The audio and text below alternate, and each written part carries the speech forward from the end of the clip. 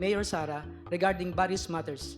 However, she gave me strict instructions that all conversations should be done as much as possible by call and minimize text messages. 13. Furthermore, PRRD also asked me to profile individuals associated with VP Sara, then again Mayor Sara, because she is his favorite among his children. PRRD wanted VP Sara in politics instead of Paulo Duterte Pulong and Sebastian Duterte Baste, who he characterized as baliw and bading, respectively. Simple.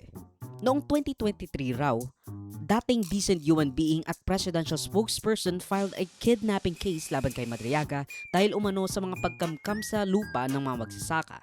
In other words, Villar-style land grabbing para sa pagpapatayo raw ng Pogo Hubs sa Mariveles, Bataan. Kumbaga, as a retaliation sa pagtulong ni Madriaga sa mga farmers, nakukuhanan daw ni Roque ng lupa, nag-file ng kidnapping case si dating presidential spokesperson Harry Roque kay Madriaga.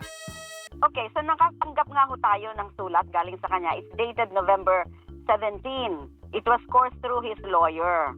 Nagpapatulong siya. Ang sabi niya ay yung sa kaso niya, kinasuhan daw siya ng kidnapping at yun daw ho ay panggigipit lang sa kanya dahil nga daw ay sa kanyang pag-file ng kaso ng land grabbing daw against kay Harry Roque.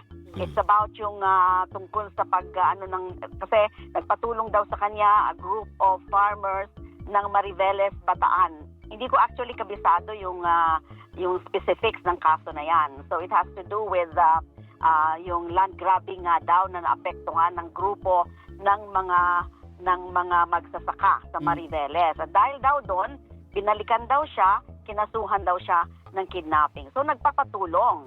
And then, nakatanggap ako subsequently ng copy ng kanyang affidavit, also coursed through the lawyer. The affidavit was executed November 29. Opo. So I went over the affidavit at napaka-seryoso, napakabigat ng kanyang mga kwinikwento doon. So I got curious, I got interested. So pinuntahan ko po siya doon sa BJMP Annex 2, doon sa receiving area na nandun din ang kanyang lawyer, in the presence of his lawyer. Tinanong ko siya about yung affidavit niya, yung mga sinasabi niya doon. Ko sa kanya, nagtanong ako ng mga detalye ng mga sinasabi niya doon. And ang